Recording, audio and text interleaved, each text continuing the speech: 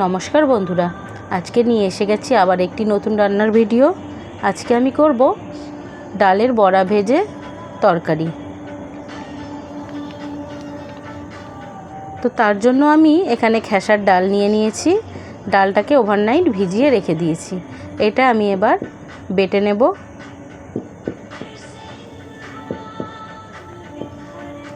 ডালটা আমার বাটা হয়ে গেছে। ডালটাকে এবার আমি খুব ভালো করে ফেটিয়ে নেব। কিছুটা টাইম নিয়ে ডালটাকে খুব ভালো করে ফেটিয়ে নিতে হবে।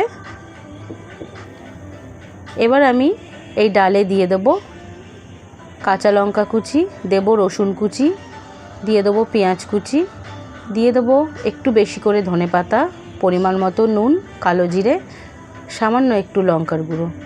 খুব ভালো করে এবার ডালটাকে মাখিয়ে নেব।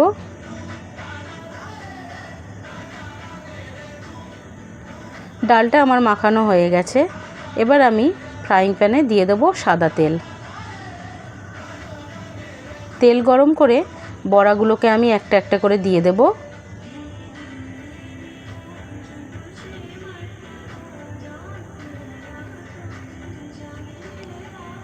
মিডিয়াম আঁচে বড়াগুলোকে আমি ভেজে নেব। সব বড়াগুলোকে একটা একটা করে উল্টে দিয়েছি। এপিট ওপিট করে মিডিয়াম আঁচে আমি বড়াগুলোকে লাল করে ভেজে তুলে নেব। সব বড়া আমার ভাজা হয়ে গেছে। এবার আমি আবার কড়াইতে দিয়ে দেব সাদা তেল।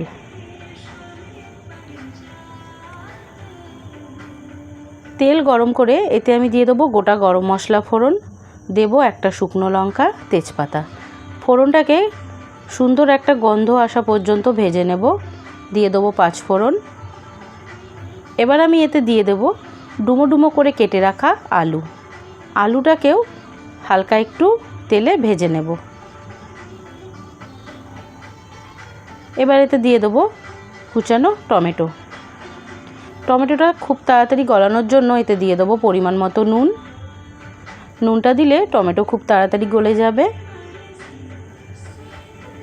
বেশ কিছুক্ষণ নাড়াচাড়া করে নিয়ে এতে আমি দিয়ে দেবো পরিমাণ মতো আদা বাটা। এবার দেবো পরিমাণ মতো হলুদ গুঁড়ো, দিয়ে দেবো লঙ্কার গুঁড়ো, আর দেবো সামান্য চিনি। সব মশলাটা আলুর সঙ্গে কিছুক্ষণ ভেজে নেব। আর এটা আমি কম আঁচে কিছুটা টাইম নিয়ে খুব ভালো করে মশলাটা কষিয়ে নেব। দিয়ে দেবো সামান্য একটু জল।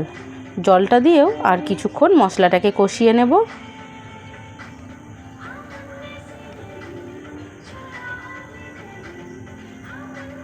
দেব সামান্য একটু কাশ্মীরি লাল লঙ্কার গুঁড়ো, আর দেব গরম মশলা গুঁড়ো।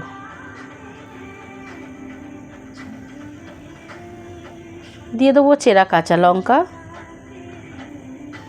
সব মশলাটাকে আমি খুব ভালো করে কষিয়ে নিয়েছি। এবার আমি এতে দিয়ে দেবো পরিমাণ মতো জল।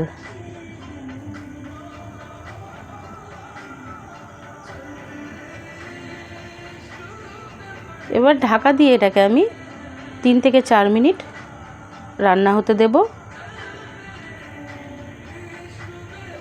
আলুটা আমার সেদ্ধ হয়ে গেছে।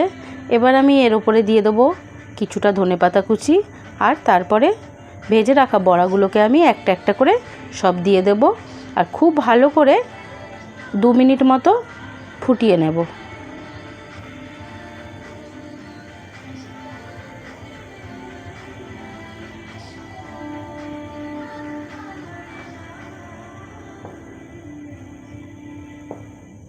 খুব আলতো হাতে আস্তে আস্তে এটা একটু নাড়িয়ে নেব।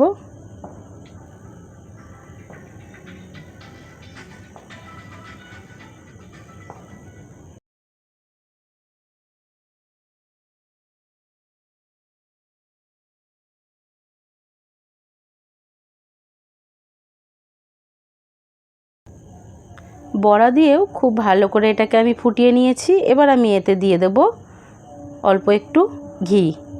ঘি দিয়েও খুব ভালো করে একটু মিশিয়ে নিয়ে একটু ঝোলঝোল করে এটা নামাতে হবে, কারণ বড়াতে সব রসটা টেনে নেবে।